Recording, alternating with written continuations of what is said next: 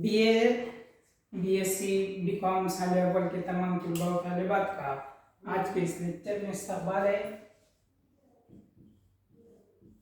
आज हम ज़बानी दुवम में जो पढ़ रहे थे वो था मुरीदपुर का पीर।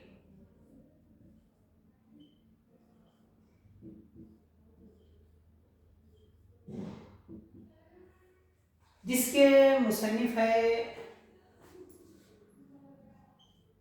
पतरस बुखारी। ये सबक हम देख रहे थे कल पिछले लेक्चर में हमने पतरस बुखारी का तारुफ देखा है कि पतरस बुखारी कहाँ पर पैदा हुए और उन्होंने कौन कौन सी अदबी खिदमत अंजाम दी है, इसका हमने तफसीली मुताला कर चुके हैं। चलिए आज हम वक्त ज़ाया ना करते हुए सीधा हम मुरीदपुर का पीर इस चैप्टर पर आते हैं। मैं इख्तिबास पढ़ता हूँ, उसके हिसाब से हम उस पर क्या करेंगे, तबसरा भी करेंगे और कुछ उसके बारे में तफसीली मालूमात भी हासिल करेंगे। इख्तिबास है कि अक्सर लोगों को इस बात का ताज्जुब होता है कि मैं अपने वतन का जिक्र कभी नहीं करता। बाज़ इस बात पर भी हैरान है कि मैं अब कभी अपने वतन को नहीं जाता। जब कभी लोग मुझसे इसकी वजह पूछते हैं तो मैं हमेशा बात टाल देता हूँ। इससे लोगों को तरह तरह के शुबहात होने लगते हैं। कोई कहता है वहाँ इस पर एक मुकदमा बन गया था, इसकी वजह से रोपोश है। कोई कहता है वहाँ कहीं मुलाजिम थे, गबन का इल्ज़ाम लगा, हिजरत करते ही बनी। कोई कहता है वालिद इसकी बदउनवानियों की वजह से घर में नहीं घुसने देते। गर्ज ये कि जितने मुँह उतनी बातें। आज मैं इन सब गलत फहमियों का इजाला करने वाला हूँ। खुदा आप पढ़ने वालों को इंसाफ की तौफीक दे। देखिए, एक बात ज़हन में रखिए कि जब कोई बात को टाला जाए या उसकी गवाही या सफाई अगर ना दी जाए तो क्या करते हैं लोग, उसकी ही बातें करते रहते हैं। ये एक जुमला है, खास बात याद रखिए कि जितने मुंह उतनी बातें। इसका क्या मतलब होता है कि जितने लोग होते हैं हर कोई अपने ख्यालात से, अपने जितना उनका यकीनी तजुर्बा है उसके बिना पर कुछ भी बात अख्स कर लेते हैं। जैसा यहाँ पर बताया गया, पतरस बुखारी कहते हैं कि उनका वतन कौन सा है, यानी उन वतन को कभी जाते नहीं या फिर कोई जिक्र भी नहीं करते कि भाई मेरा वतन इस तरीके से है, और कहीं भी जाते भी नहीं। और कह रहे हैं कि कोई लोग पूछते भी थे कि भाई आप क्यों नहीं जाते हैं या आपका वतन कौन सा है, क्या है, तो कह रहे हैं कि वो हर वक्त क्या करते हैं, हंसी मजाक में उस बात को टाल देते हैं। तो कह रहे हैं कि इसकी वजह से क्या होता है कि दूसरे जो लोग हैं वो क्या करते हैं, इसका गलत मतलब निकाल लेते हैं। गलत मतलब कुछ ना कुछ यकीनी बहाने बताते रहते हैं कि कोई कहता है कि इन पे वहाँ मुकदमा चल गया इसकी वजह से, कोई कहते हैं कि कुछ तो गबन करा, कुछ तो भी वहाँ पर डाका डाला या फिर कुछ तो ऐसे गलत काम किया कि जिसकी वजह से कहते हैं कि उनके वालिदैन उनको क्या करते हैं, घर पे आने नहीं देते। उसी तरीके से तो कहने का मतलब ये है कि जितने मुंह उतनी बातें। हर कोई अपने अपने हिसाब से कुछ ना कुछ उसकी वजह बता देता है। लेकिन कह रहे हैं पतरस बुखारी कि आज मैं आपके सामने, हमारे सामने यानी खारी के जो पढ़ रहे हैं उनके सामने मैं वो सब चीज़ों का क्या है, गलतियों का इजाला यानी गलत फहमियाँ दूर करने जा रहा हूँ। अब आपका काम ये है कि इंसाफ करें कि कौन सही था और कौन गलत। देखिए आगे दूसरा पैराग्राफ, किस्सा मेरे भतीजे से शुरू होता है। मेरा भतीजा देखने में आम भतीजों से मुख्तलिफ नहीं, मेरी तमाम खूबियाँ इसमें मौजूद है और इसके अलावा नई पौध से ताल्लुक़ रखने के बायस आज मैं बाज़ फालतू औसाफ नज़र आते हैं, लेकिन एक सिफत इसमें ऐसी है कि आज तक हमारे ख़ानदान में इस शिद्दत के साथ कभी रोनुमा नहीं हुई। वो ये कि बड़ों की इज़्ज़त करना है, और मैं तो इसके नज़दीक बस इल्म व फ़न का एक देवता हूँ। ये खबत इसके दिमाग में क्यों समाया है, इसकी वजह मैं यही बता सकता हूँ कि निहायत आला से आला ख़ानदानों में भी कभी कभी ऐसा देखने में आ जाता है। मैंने शाइस्ता से शाइस्ता दो ज़मानों के फ़र्जंदों को बाज़ वक्त बुज़ुर्गों का इस कदर एहतराम करते देखा कि इन पर नीच ज़ात का धोखा होने लगता है। देखिए, अल्फाज की हेरा फेरी कह रहे हैं कि किस्सा किसका है, उनके भतीजे का है। कह रहे हैं कि वो दूसरे भतीजे से रहते हैं इंसान के तरीके से, वैसे वो भी भतीजा है, लेकिन कह रहे हैं कि नई नस्ल के नए ज़माने के होने की वजह से कुछ चीज़ें उनमें मुख्तलिफ थी, तो कह रहे हैं कि कुछ अलग थी वो। तो कह रहे हैं बाज़ फालतू औसफ नज़र आते हैं, यानी गैर ज़रूरी, फालतू मतलब गैर ज़रूरी चीज़ें उनके पास थी।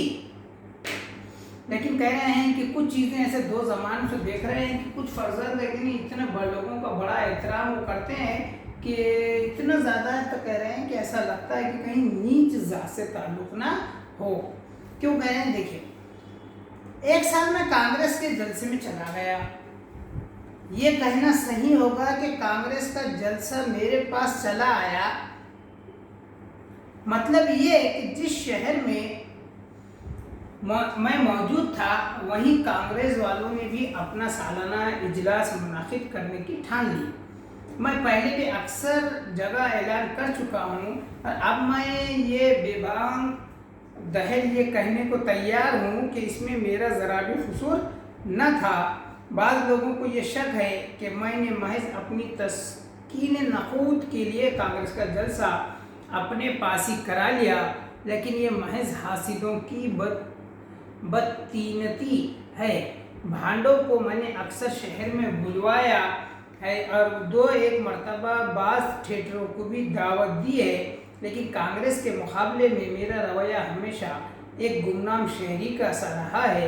बस इससे ज़्यादा मैं इस मौजू पर कुछ ना कहूँगा। देखिए, कह रहे हैं कि भाई लोगों का कहना है कि भाई इन्होंने कह रहे हैं कि भाई क्या हुआ, जब शहर में थे वो, तो कह रहे हैं कि वहीं पर क्या हो गया, कांग्रेस का सालाना इजलास मुनाकिद हो गया, और वहीं पर क्या है, ये चीज़ें जलसे में इनकी शिरकत हो चुकी। लेकिन लोग कहते हैं कि भाई इन्होंने ही ख़ास वहाँ रखाया है, इन्होंने इसरार पर ही हुआ है, यानी ऐसे बहुत सारी बातें जो थी वो कह रहे हैं कि इसमें मेरा कसूर नहीं है, बल्कि मैं उस वक्त जब ये जलसा वहाँ रखा गया वो उसी वक्त वो यहाँ पर मौजूद थे, इसमें कसूर उनका नहीं है। मैंने सबको ही दावत दी, मगर कह रहे हैं कि मेरा काम क्या था, एक गुमनाम शहरी के जैसा था, मेरा काम सिर्फ काम करना था और हटना था। आगे देखिए, जब कांग्रेस का सालाना जलसा बगल में हो रहा हो तो कौन ऐसा मुत्तकी होगा जो वहाँ जाने से गुरेज करे। ज़माना भी तातीलात और फुर्सत का था, चुनांचे मैंने मशगले बेकारी के तौर पर इस जलसे की एक तकरीर सुनी। दिन भर तो जलसे में रहता, रात को घर आकर इस दिन के मुख्तसर से हालात अपने भतीजे को लिख भेजता ताकि सुंदर रहे और वक्त ज़रूरत काम आए। क्या है इसमें कह रहे हैं कि लिखता रहा और सनद रहे, और वही चीज़ें कि नहीं उनको भतीजे को भेजते थे। क्या करते थे, तो कह रहे हैं कि वो जलसे क्या है, बगल में हो रहा था, बगल में यानी बिल्कुल जहाँ वो थे उसके बिल्कुल करीब हो रहा था। तो कह रहे हैं कि कोई भी ऐसा नहीं था उस वक्त खासकर कि जो इतने बड़े कांग्रेस के जलसे में ना जाए। खैर इन्हों भी चले जाते, और वक्त भी कैसा था, तो कह रहे हैं कि तातीलात का ज़माना था। अब तातीलात में और क्या काम है, उस ज़माने में तो आज की तरह कुछ तफरी के सामान मुयस्सर नहीं थे, इसलिए ऐसे ही चीज़ों को क्या है, एक अच्छा क्या है मशगला कह सकते हैं। तो कह रहे हैं मशगले बेकारी कि इसमें वो वहाँ पर चले जाते और दिन भर क्या करते, वहाँ पर जितनी भी तकरीरें होती थी उनको सुनते اور سن کر کیا کرتے گھر پہ رات میں واپس آ جاتے اور گھر پہ آ کے ان تقریروں کو جو ان کو سمجھ میں ہے اس کو سب کیا کرتے ایک کاغذ پہ لکھ دیتے اور وہ لکھ کر کیا کرتے اپنے بھتیجے کو بھیج دیتے تاکہ کیا کہہ رہے ہیں کہ سند رہے. سند مطلب کیا ہے سرٹیفکیٹ کہ بھئی یہ سرٹیفائڈ بھئی یہ چیز یہ یہاں پر ہوا تھا. وہ ایک تاریخی شکل بن جاتی ہے. تو پہلے کے لوگوں کے جو خط و خطوط جو تھے وہ آج تاریخی حیثیت اسی لیے ہے کیونکہ اس دور میں کیا ہوا وہ کیا کرتے تھے ایک دوسرے سے آج کے خیالات پر آج کے حالات پر اپنے خیالات کا اظہار کرتے تھے. وہی بات یہاں پر کہہ رہے ہیں. پھر کیا ہوتا تھا بعد کے واقعات سے معلوم ہوتا ہے کہ بھتیجے صاحب میرے ہر خط کو بےحد ادب و احترام کے ساتھ کھولتے بلکہ بعض باتوں سے ظاہر ہوتا ہے کہ اس افتتاحی تقریب سے پیشتر وہ باقاعدہ وضو بھی کر لیتے, خط کو خود پڑھتے, پھر دوستوں کو سناتے, پھر اخباروں کے ایجنٹ کی دکان پر مقامی لال بھجکڑوں کے حلقے میں اس کو خوب بڑھا چڑھا کر دہراتے, پھر مقامی اخبار کے بےحد مقامی ایڈیٹر کے حوالے کر دیتے ہیں جو اس کو بڑے اہتمام کے ساتھ چھاپ دیتا. اس اخبار کا نام مرید پور گیزٹ ہے. اس کا مکمل فائل کسی کے پاس موجود نہیں. 2 مہینے تک جاری رہا, پھر بعض مالی مشکلات کی وجہ سے بند ہو گیا. ایڈیٹر صاحب کا حلیہ حسب ذیل ہے. رنگ گندمی, گفتگو فلسفیانہ شکل سے چور معلوم ہوتے ہیں.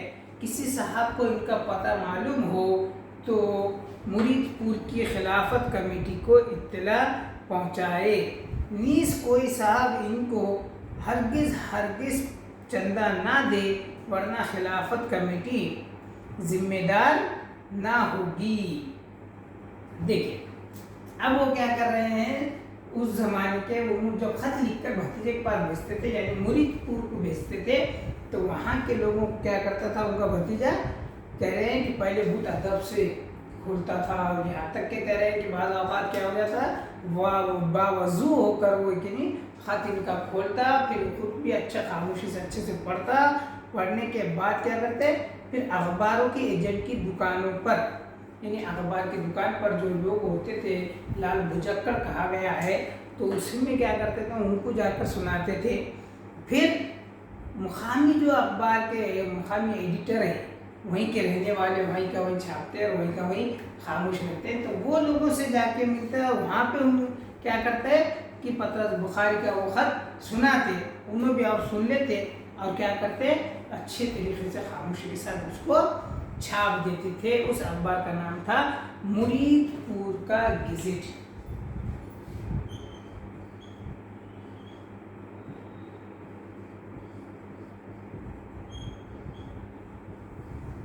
اس اخبار میں وہ ان کے جو خطوط آتے تھے بھتیجے کے پاس وہ اس میں چھاپ دیتے تھے.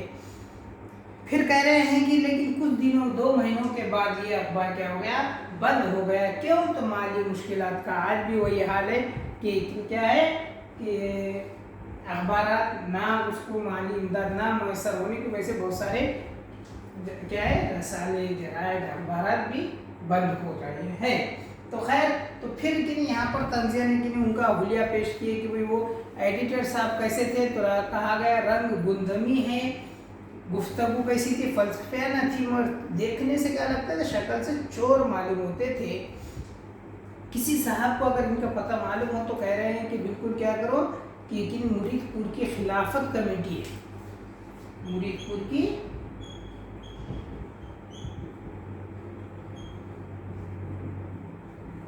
خلافت کمیٹی ہے بول رہے ہیں کہ وہاں اطلاع دے دو کہ بھئی یہ ایسا آدمی مل گیا. لیکن پھر کہہ رہے ہیں کہ اگر کسی صاحب کو اگر یہ لوگ معلوم ہو گئے ملے اور اگر چندہ وغیرہ مانگ رہے ہیں تو کہہ رہے ہیں کہ پھر اس کی شکایت خلافت کمیٹی میں مت کرو کیونکہ اس میں ان کا کوئی رول نہیں ہے. خیر وہ آگے کس طریقے سے اپنے خیالات جاری رکھ رہے ہیں تو پھر کہہ رہے ہیں دوسرے دیکھیے اس کے آگے کا پیراگراف. یہ بھی سننے میں آیا ہے کہ اس اخبار نے میرے ان خطوط کے بل پر اپنا ایک کانگریس نمبر بھی نکال مارا جو اتنی بڑی تعداد میں چھپا کہ اس کے اوراق اب تک بعض پنساریوں کی دکانوں پر نظر آتے ہیں۔ بہرحال مرید پور کے بچے بچے نے میری قابلیت انشا پردازی، صیود دماغی اور جوش قومی کی داد دی۔ میری اجازت اور میرے علم کے بغیر مجھے مرید پور کا قومی لیڈر قرار دیا گیا۔ ایک دو شاعروں نے مجھ پر نظم بھی لکھی جو وقتاً فوقتاً مرید پور گزٹ میں چھپتی رہی۔ دیکھیے اب جو بھی ہوا یہ سب ان کو اطلاع ہے کیا نہیں، بھتیجے نے ان کو علم نہیں اطلاع نہیں دی ہے کہ ان کے جو خط ہے وہ اس کو کیا کر رہے ہیں، چھاپ رہے ہیں۔ اس میں یہ تو یہ سمجھ رہے ہیں کہ وہ یہاں کی رودات میں کیا کر رہا ہوں، اپنے بھتیجے کو بھیج رہا ہوں تاکہ بھتیجے اچھے سے پڑھ رہا ہے شوق سے وہ حساب سے، لیکن وہاں پہ یہ کہہ رہے ہیں کہ اتنا زیادہ یہ ہوا ہے کہ یہ جو خطوط تھے اس پہ کانگریس کا نمبر بول کر کیا ہے اس کو شائع کر دیا گیا، جس کو بہت زیادہ کیا ہے چھاپا گیا۔ تو کہہ رہے ہیں کہ اتنا زیادہ چھپا کہ آج کل کیا ہے پنساریوں کی دکانوں پر، یعنی جو کرانہ دکانوں پر ہوتی ہے جس میں پوڑیاں باندھی جاتے ہیں، تو کہہ رہے ہیں کہ وہاں پہ بھی اخبارات میں یا پوڑیاں بننے میں وہ کاغذ آج بھی نظر آ رہے ہیں۔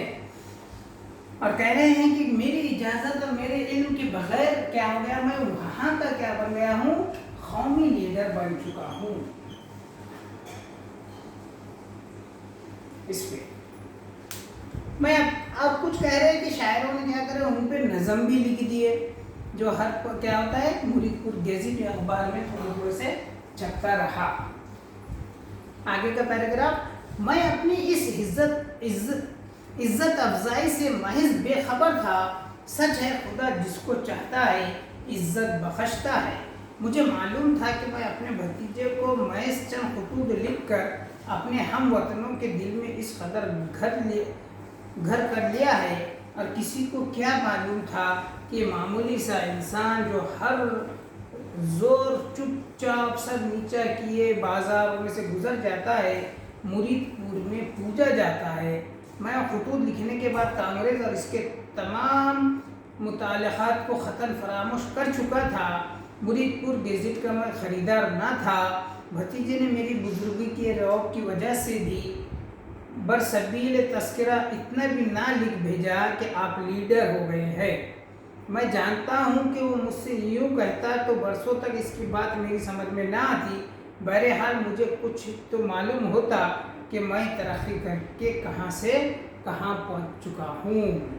دیکھیں یہاں پر پھر وہی کہہ رہے ہیں کہ بھائی میں بہت سدی وقت ہو گیا ہے کہ میں کانگریس سے تھوڑا کیا ہو گیا ہوں، ذرا دور ہو گیا ہوں، یعنی تھوڑا الگ رہ رہا ہوں، تنہا رہ رہا ہوں اس سے، لیکن کہہ رہے ہیں کہ میرے بھتیجے نے تو وہاں پر سب کیا کیا ہے، یہ سب چیزیں پھیلا کر بہت زیادہ کیا ہو گیا، وہاں کا ہیرو بن گیا ہے۔ اور کہہ رہے ہیں کہ یہاں پر رہنے والا پطرس بخاری جو سر نیچے جھکا کر بازار جاتا ہے یا سڑک پہ گھومتا ہے پھر گھر پہ آ کے سو جاتا ہے، تو کہہ رہے ہیں کہ مگر وہاں پر مرید پور میں کیا ہوتے ہیں، لوگ ان کی پوجا کرتے ہیں، یعنی ان کو بہت بڑا لیڈر مانتے ہیں، تسلیم کرتے ہیں۔ اور کہہ رہے ہیں کہ کم سے کم بھتیجے نے کیا کرنا چاہیے تھا، ایک بار تو بھی خط میں ایسا لکھ دیا ہوتا ہے کہ بھائی آپ کے خطوط کی میں نے شائع کرا دیا ہوں، جس کی وجہ سے آج آپ مرید پور میں بہت مقبول ہو چکے ہیں یا ایک لیڈر بن چکے ہیں، تو میں کچھ سمجھ سکتا تھا، لیکن کہہ رہے ہیں کہ مجھے اس کا کچھ علم ہی نہیں ہے۔ اور پھر کیسا معلوم نہیں ہوتا، تو کہہ رہے ہیں کہ یہ جو اخبار ہے مرید پور کے گزٹ، یہ اس کے خریدار یہ تھے کیا، بالکل نہیں تھے، اس لیے بھی انہیں کچھ پتہ نہیں چلا۔ اب دیکھیے کچھ عرصے بعد خون کی خرابی کی وجہ سے ملک میں جا بجا جلسے نکل آئے۔ جس کسی کو ایک میز، ایک کرسی اور گلدان میسر آیا، اس نے جلسے کا اعلان کر دیا۔ جلسوں کے اس موسم میں ایک دن مرید پور کی انجمن نوجوانان ہند کی طرف سے میرے نام اس مضمون کا ایک خط موصول ہوا کہ آپ کے شہر کے لوگ آپ کے دیدار کے منتظر ہیں، ہر کے دمہ آپ کے روئے انور کو دیکھنے اور آپ کے پاکیزہ خیالات سے مستفید ہونے کے لیے بیتاب ہے۔ مانا ملک بھر کو آپ کی ذات بابرکات کے حد ضرورت ہے، لیکن وطن کا حق سب سے زیادہ ہے۔ کیونکہ خار وطن اس سنبل و ریحان خوشتر. اس طرح کی 3-4 براہین خاطہ کے بعد مجھ سے درخواست کی گئی تھی کہ آپ یہاں آ کر لوگوں کو ہندو مسلم اتحاد کی تلقین کرے. خط پڑھ کر میری حیرت کی کوئی انتہا نہ رہی، لیکن جب ٹھنڈے دل سے اس پر غور کیا تو رفتہ رفتہ باشندگان مرید پور کی مردم شناسی کا خیال ہو گیا. دیکھیے کیا ہوا، اس میں تو کہہ رہے ہیں کہ ایک بار ایسا ہوا کہ ایک کیا ہے کہہ رہے ہیں کہ خون کی خرابی کی وجہ سے کچھ اتنی بیماری عام ہو گئی. تو کہہ رہے ہیں کہ اتنے زیادہ جلسے ہونے لگے کہ جس کے پاس صرف ایک کرسی ہی ہو، ایک میز ہی ہو ٹیبل، اور ایک کیا ہو گلدانی اگر ہو اس پہ رکھنے کے لیے، تو کہہ رہے ہیں کہ وہاں کیا شروع ہو جاتا تھا، ایک جلسہ شروع ہو جاتا تھا. یعنی اتنی زیادہ جلسوں کی کثرت تھی. کہہ رہے ہیں کہ اس میں اتنے جلسوں میں پھر کیا ہوا، ایک مرید پور کے انجمن نوجوانان ہند، انجمن نوجوانان ہند مرید پور کی طرف سے خط آیا. خط میں کیا لکھا تھا کہ آپ کے شہر کے لوگ، آپ کے وطن کے لوگ آپ سے کہ دیدار کے منتظر، یعنی آپ کو دیکھنے کے لیے بے چین ہیں. آپ کیا کیجئے اس میں، اور آپ کے خیالات، آپ کی تقریر سننے کو بے چین ہیں. آپ آ کر یہاں پر کیا کیجئے، تقریر کیجئے. کیوں؟ تو آپ کا بھائی دنیا صحیح بات ہے کہ پورے قومی سطح پر آپ کی ضرورت ہے، مگر کہہ رہے ہیں کہ ہمارا حق یعنی جو وطن ہے آپ کا، وہاں کے لوگوں کا آپ پر زیادہ حق ہے. اس لیے آپ کیا کیجئے، یہاں پر آ کر اپنے وقت دیجئے، مرید پور کے لوگوں سے ملیے. اس میں فارسی میں بھی کنی بہت سارے اشعار کے ساتھ تعریف بیان کرتے ہوئے آنے کی درخواست کی گئی تھی. اور یہ خود پریشان تھے کہ کس طریقے سے یہ چیزیں ہوئی. آگے دیکھیے،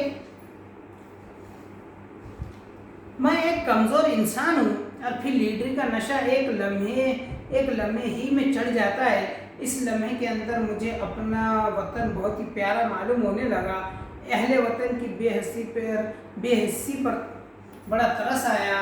ایک آواز نے کہا کہ ان بیچاروں کی بہبودی اور رہنمائی کا ذمہ دار تو ہی ہے. تجھے خدا نے تدبر کی قوت بخشی ہے. ہزارہا انسان تیرے منتظر ہیں. آنکھ کی اٹھ کے سینکڑوں لوگ تیرے لیے ماحضر لیے بیٹھے ہوں گے. چنانچہ میں نے مرید پور کی دعوت قبول کر لی اور لیڈرانہ انداز میں بذریعہ تار اطلاع دی کہ 15 دن کے بعد فلاں ٹرین سے مرید پور پہنچ جاؤں گا. اسٹیشن پر کوئی شخص نہ آئے. ہر ایک شخص کو چاہیے کہ اپنے اپنے کام میں مصروف رہے. ہندوستان کو اس وقت امن کی ضرورت ہے. اس کے بعد جلسے کے دن تک میں نے اپنی زندگی کا ایک ایک لمحہ ہونے والی تقریر کی تیاری میں صرف کر دیا. اس طرح کے فکرے دماغ میں صبح شام پھرتے رہے. خیر، یہ تھا آج کے لیکچر میں، جہاں پر ہم مرید پور کے پور کا اقتباس پڑھ رہے تھے. انشاءاللہ کل ہم آگے کا لیکچر پڑھتے ہیں. جب تک کے لیے دیجیے گا اللہ حافظ.